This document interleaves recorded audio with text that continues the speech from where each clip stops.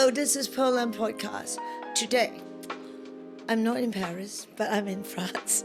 I'm actually in Burgundy, sitting here with Michal Korman. And this morning, I forgot I was doing a podcast.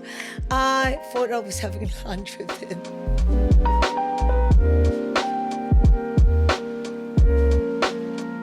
Thank you, Pearl. It's always a pleasure having you here. I love your food. My mother states that I actually start drawing before I could actually walk. So it was, I was 7 months old or something like that. She kept telling these stories to all my friends. Like, I spent a lot of time in front of the blank canvas because of the technique, so it takes me months. And you have to develop this relationship. I cannot paint something I don't like. What are your paintings saying? Saying about yourself? Saying about your life? I'm very influenced by expressionism and symbolism.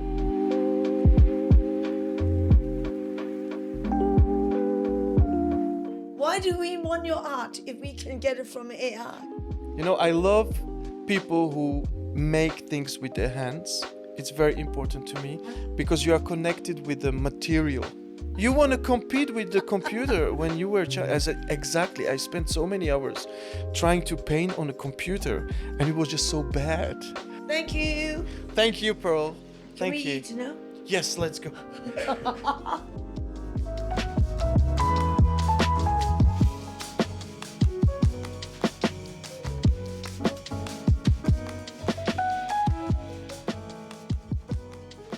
Hello, this is Pearl Lam Podcast. Today, I'm not in Paris, but I'm in France. I'm actually in Burgundy, sitting here with Michal Korman. Actually, I just went to a studio, and this morning, I forgot I was doing a podcast. I thought I was having lunch with him.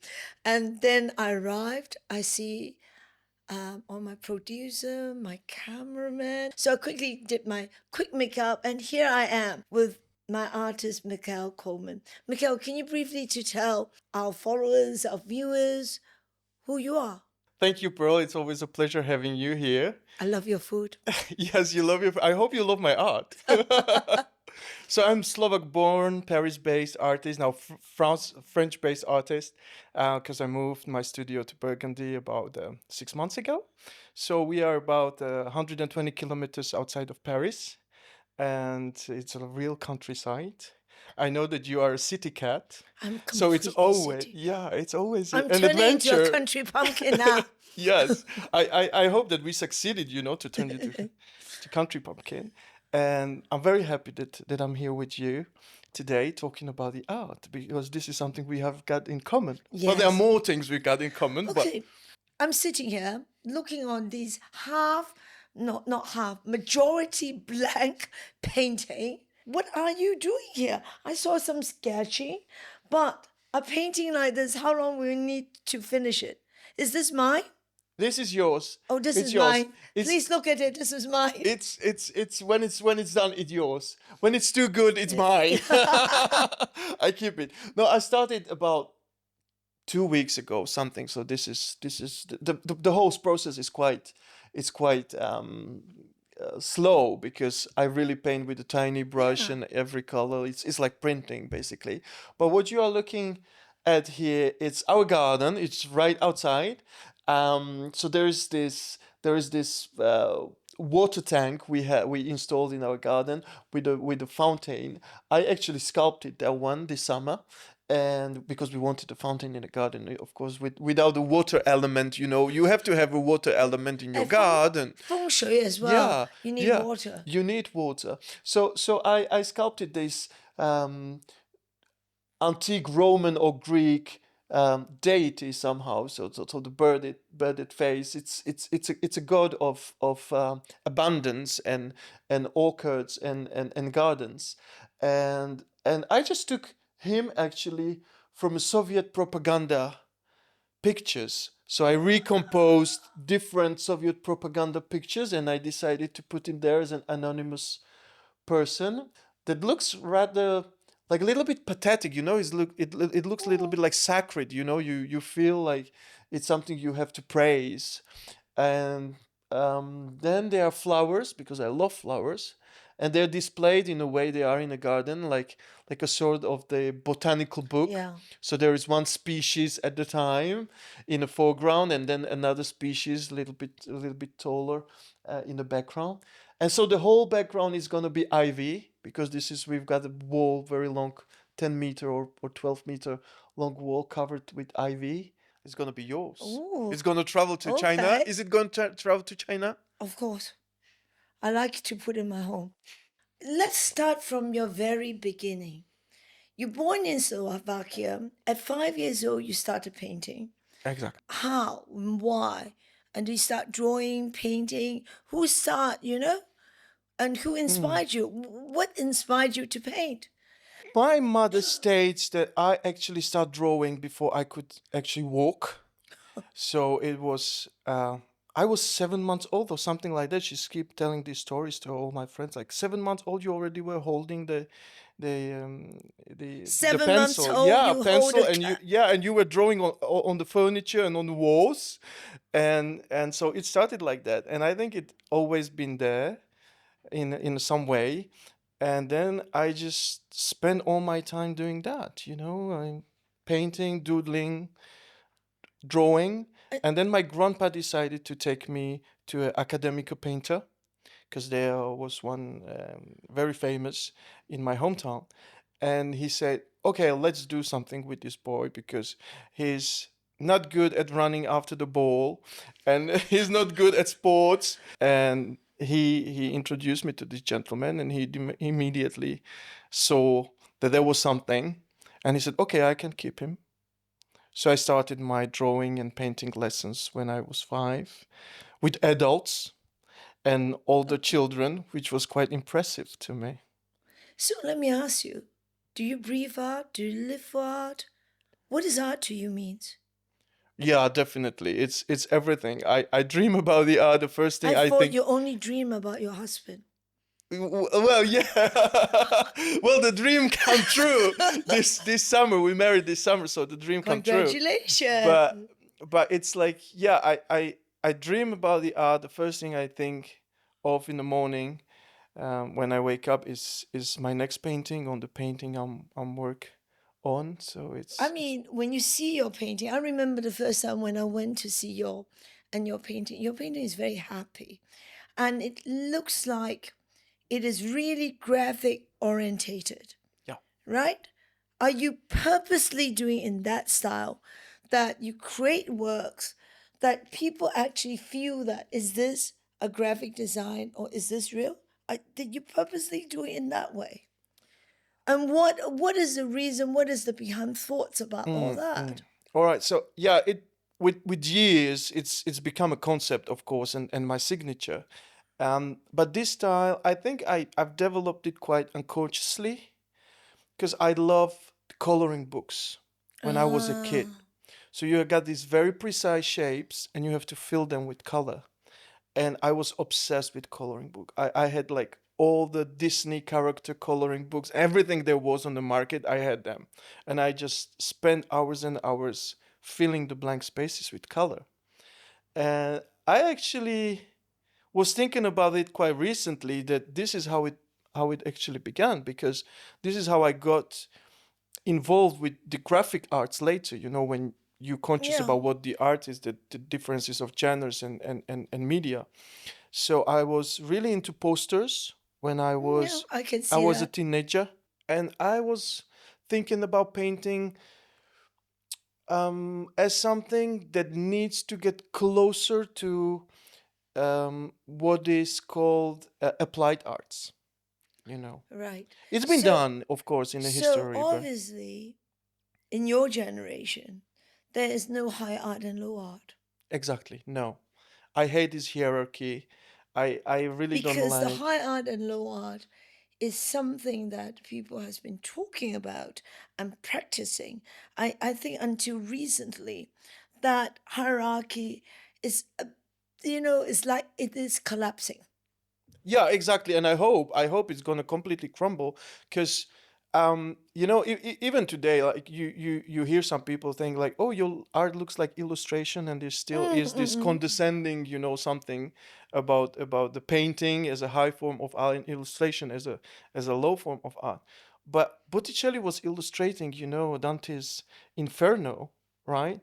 And Bonnard made so many illustration and beautiful Absolutely. posters, and these are really people I admire in history of art. So I think the role of an artist is always to bring all the genres together. I love ceramics. I love looking at it. I'm unable to make a ceramic, but I I can invite you to Jingdazhen to make ceramics. okay. Yeah. I gladly try it. But I like it because I think that the Chinese vase, a beautiful Chinese vase, uh, has to have as much estimation from the public as a painting, Western painting, may have, because it's a form of art and it's a very elevated form of art. I mean, when you are doing this sort of illustrative, graphic, thick sort of aesthetic art, you Mm. must be, you must suffer a lot of judgment. You Yeah, the know, way was not easy. it's not easy The way through was not easy. because I think art world is full of judgmental, but we need judgment. But depending on whether you're strong enough to fight against judgment, to be yourself. Yeah. But then you find in the history, when you look back at the history, you find people like Andy Warhol. I love Andy Warhol. Um, Also because he's sort of a countryman because his parents were from what today Slovakia Yeah. is. Oh, I And thought she was from Poland.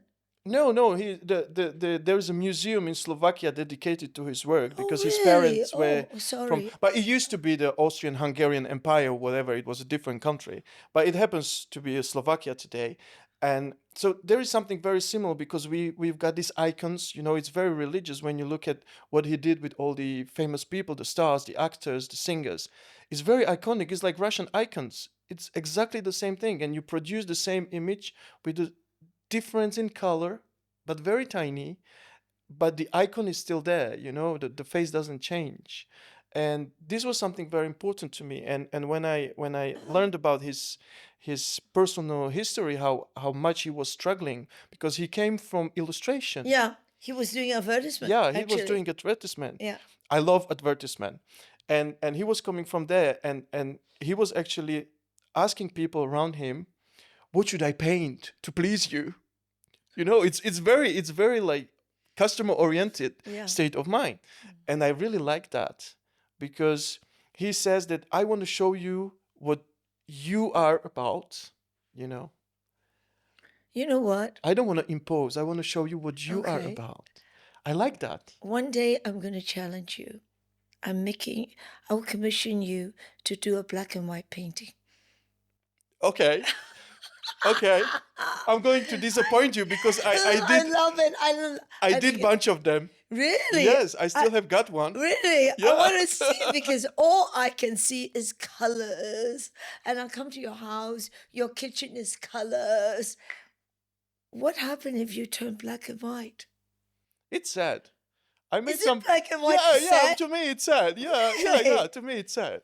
And unless you put it in a context. I mean, when you got a very beautiful, colorful room with the wallpaper, baroque or something very wild wallpaper, then the black and white painting is really nice. I wouldn't use a black color anymore, even if I need to paint with a dark color. I will mix purple. Yeah, purple. Yeah, yeah. Exactly. Prussian blue or Yeah, whatever. exactly.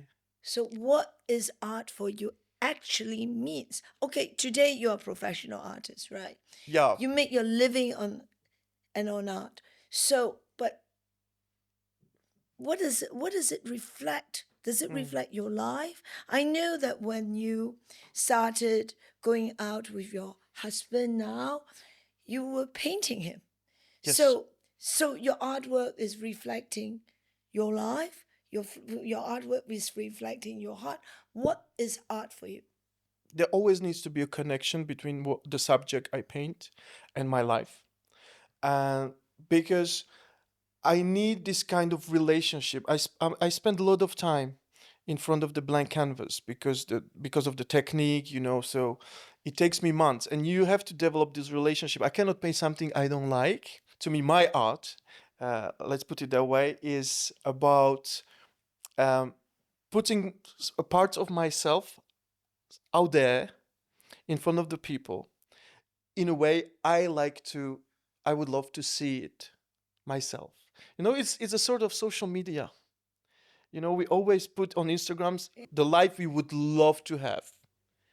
I thought you show in Instagram the life that you are experiencing. Swimming pool pictures, holiday pictures.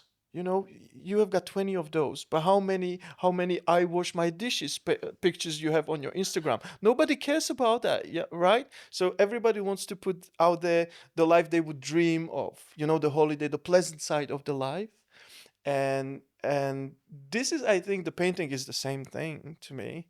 The painters, when they are painting a subject, they're picking the subject up because they want to say something, but they want to affect the viewer. What are your paintings saying? Saying about yourself, saying about your life. Yeah. Does expressionism constitute in your work? Yes, I'm very influenced by expressionism and symbolism. I love looking at those I can guys, see and symbolism. yeah, I love looking at those guys because they were trying to show you the world they experience so you can relate to it. Because everybody has got state of mind. Everybody, I paint a lot of still lifes. I paint a lot of gardens. I paint flowers. And everybody feels happy when they see a flower. I don't know many people who feel sad when they see a flower and they say, oh, I don't want to see such things. Actually, what I like about your paintings are the composition. Mathematics. Yeah, how you put one thing juxtaposed on the other things, and those are not still life. Those is in your imagination. Yeah. I think that for me is splendid because usually when you talk about composition and all that, you usually has to display something because the way you do it is complicated as well. It's not something that without displaying it, you can, like what you did on the Soul Kitchen with all the things on the table. My first thought was thinking that you must have displayed everything there before you paint it. No. Because for your imagination to put everything together, I thought that is ingenious because it's not just anything that you paint from still life. No, it's mathematics. I pick up the objects I want to represent. So this is the symbolic side of the paintings because I want to say something through objects. I put in my paintings and through color, and then the expressive thing is how you put it all together chromatically. So the contrast, the harmonies, and so on. But when I look at the blank canvas, there is a mathematical image of everything. Like it needs geometry, very precise geometry. And then I start to fill the space with different objects, different patterns, flat surfaces, and surfaces with motif or adornments. Yeah. So this is what I do most of the time. Yeah, because I thought that was, for me, is pretty ingenious because to do all that mixture of different objects and everything, usually you really have to put things together. This is why I say I need to be in a relationship with objects or subjects I paint, because all the objects I put on the canvas, they don't come from my mind. They are real objects in my possessions or people's possessions when I paint for customers, and so I need to look at Not that object. customers, clients. Clients when I paint for clients. So the thing is, I have to be befriended with object. I look from different angles, and I'm thinking about, am I going to use it? How I'm going to use it? And the good thing, of course, it's complicated when you don't have a still life in front of you. But the good thing is that I was lucky enough to get befriended with Oriental art. I mean, Chinese way of painting is we never have perspective. It's a multi-focus on different, Yeah. And so you can work also what is important in a painting, what you want to put forward, what you want to put in the background, what is more decorative, what is here to serve chromatical purposes, and what is here to serve mathematical purposes within the composition. And this is so clever. So when you observe Chinese painting, Persian miniatures, and this kind of Oriental arts, you just realize how very accurate actually they are. But they are accurate in a study of each object separately, and they are put together very freely so they can be a masterpiece, because they actually invite you to spend time going through the painting, you know. Okay, so what is your relationship with conceptual art? With conceptual, oh. Because, conceptual art is what today we call about contemporary art. So what is your relationship with conceptual art? I like the experience part of the conceptual art, performances and stuff like that. So I like that part. But I think that also painting or graphic art, they can be conceptual in a way if they invite So what is you. the concept? The concept is the spending time and feel how the time is passing, because you find yourself outside of the time when you look at the painting. Not everybody realizes how much time you spend actually in front of the painting when you really go deep into it. Yes, of course. When you paint, you have And then to suddenly you have to be you have to have a connected. dialogue with Yeah, and with when the you are having canvas. these dialogues, suddenly the time flies. So you are outside of the real time, right? The time around you. But then there's a different time, like this Proustian time, when you read a very long sentence and you still think, okay, it took me 3 minutes, but it has taken you 15 in a reality. So this is what I like. This is what the concept is in my painting, actually. That I want people to look for objects, trying to identify them, trying to connect with those objects, question them. Where does it come from? Why is it here? So they spend time with art, because spending the time in front of the painting for me is the most important thing personally, in the world. Okay, because today when we talk about conceptual art, we talk about politics, we talk about Yeah. the social conditions, Yeah. we talk about philosophy, we talk about whatever. So if we are using that perspective of conceptual art, are you denying it or are you compromising with it? I am not a political artist. I do not comment any whatever happens in the world in my painting in a direct way. When I decide to put a book about an artist in my composition, that to me is a sufficient, commentary or statement about what I think and what I want people to question in the art. I don't want to tell them you have to think this way, or this is good, or this is bad. I just put it there. You pose a question. And You they have pose to an question issue. it. Okay, do I see it in a good way or bad way? Is it here as a criticism, or is it here as a compliment? So it's more, they are more connected with what you do, because I don't want to shout on people my opinions about the life. I really don't like that, and I don't feel related to that kind of art even. Because today, most of these very successful artists, they're all very politically driven, Yes. right? Yes. Because they become a commentary about a society, and the second underlying is about philosophy. But yours is just you. Yeah, and you pointed it out. You said that the paintings look very happy. It's all about the happiness. But happiness is a psychological state of mind. So I'm more interested in psychology than in politics, because your inner life, what you hold within, it's far more important than what happens around you, of course. Since I see your art, your pieces of artwork, makes me think about graphic design, makes me think about illustration, magazine printing. Don't you think that it's easier just to use a software, just to have AI to do it? Oh, it's much easier. Of course, it's much So easier. why are you doing it? Why do we want your art if we can get it from AI? So why I returned you the question, why would haute couture people sew beautiful garments by hand Yeah. if a machine can do it. I love people who make things with their hands. It's very important to me I because you are connected with the material, and I want to be connected with the material.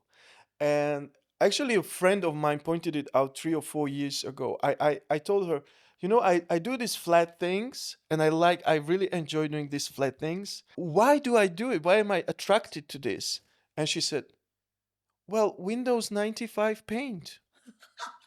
You want to compete with the computer when you were a child. I said, exactly. I spent so many hours trying to paint on a computer, and it was just so bad. at that time the software is No, not as good it was now. not as good. So I got stuck in this time machine, like about 30 years ago, and I still want to do this paint Windows 95 thing, but doing it with my hands. So it would be easier, of course, to use AI to produce these images, but then there's a very selfish thing to it.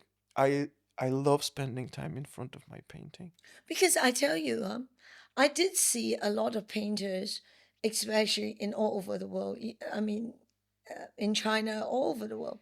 What they do is they make the whole composition in a computer, and then they use the computer images, and then they copy it onto the canvas. Mhm. That's what they usually do.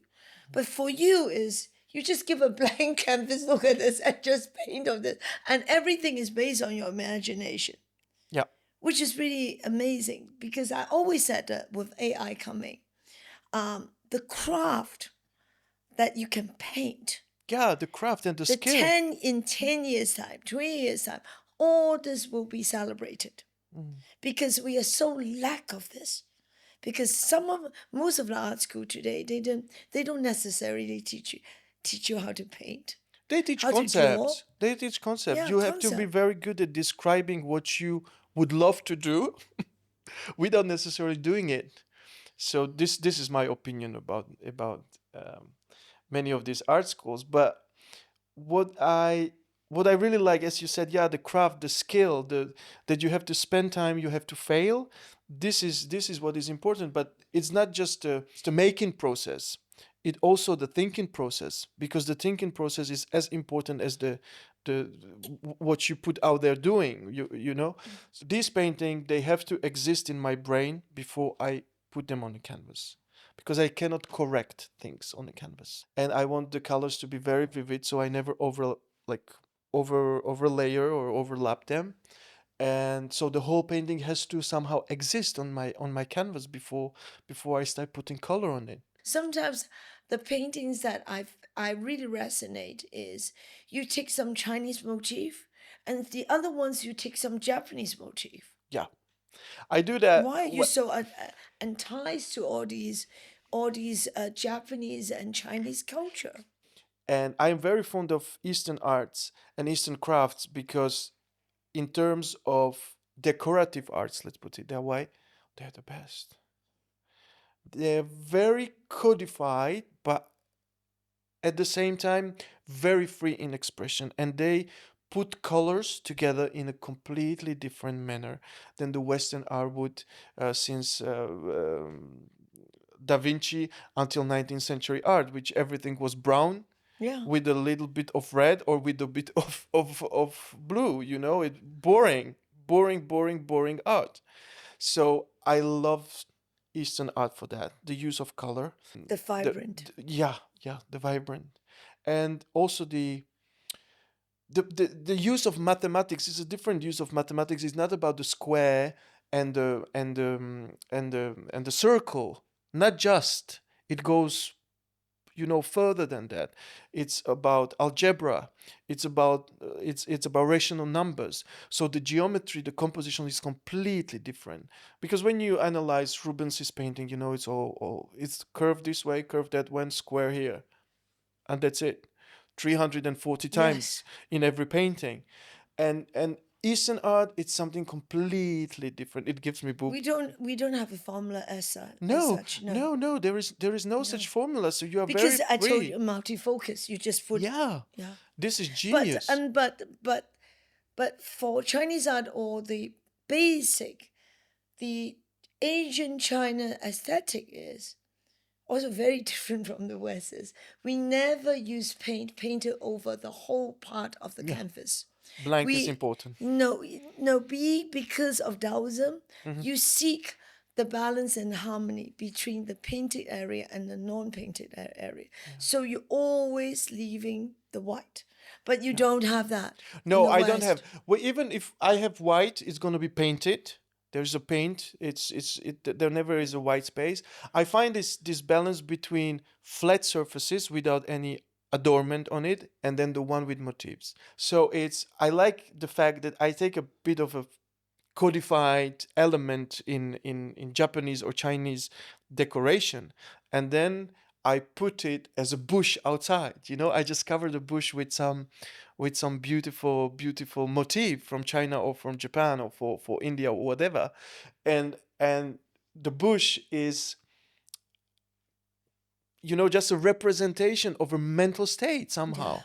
So this is why I like these two connections, like inside, When taking did you inside. first visited Asia? First time I was 22, Japan. 23. I was 23 years old. Japan. So you were very taken by Japan. Yes, very taken. Actually, the first country I really visited was China, because I stayed 3 days in Shanghai as a layover, and then I continued to Japan because I was just fascinated by. I saw a documentary about Shanghai being the richest city in 1930s, and all these beautiful buildings and Art Deco and Art Deco Chinese heaven. deco. No, that's Shanghai deco. Yeah, Shanghai Deco and all this stuff, and many Czechoslovakian architects worked in Shanghai, I didn't even know. so I was very interested by that merge of Western and Eastern, aesthetics, and I was very taken by it, and then I just keep going every other year to Japan, every other year to India, stopping every time in China on my way to Japan. Very So interesting. is this the differences that you are interested, that you brought into some of your artworks? Yeah, but it's the differences, but at the same thing, the similarities. Because I think that the communication between East West has always been, West is always influenced by East. I've West got a, doesn't believe that they're influenced by the East. I've got a friend philosopher, and she told me every religion they move from East to West. Always. Christianity is coming from Middle East to Europe. True. Middle East, yes, it and is. then like the India is the middle point, and then from India it moves to the east. East. Yeah. Buddhism. So to us, the religion is coming from the east. Everything is coming from the east. The silk is coming from the east. This is what we prize the most. The blue color, the most expensive color in Middle Age, is coming from Afghanistan. So everything we praise really in the West comes from the east. And I like that idea, but people are not really aware of it because of chauvinism. So I wanted to go, and to rewind in some way this story of how Eastern art influences the Western art. And there always been influences. You look at the Turkish carpets in all the best all the best Vermeers. They are always Turkish carpets. And they are so brilliantly painted. He paid more attention to a Turkish carpet than the faces of people. At the end of the day, I love you, Michal, because you celebrate Eastern culture and the Chinese culture. The Chinese would love you for the Eastern culture. And at this point, I want to thank you for a very nice podcast, talking to you and having you to talk about your works and not really your childhood, but I know now you are a child artist. You've been abused to do art, child labor. Anyway, thank you. Thank you, Pearl. Can Thank we you. eat now? Yes, let's go.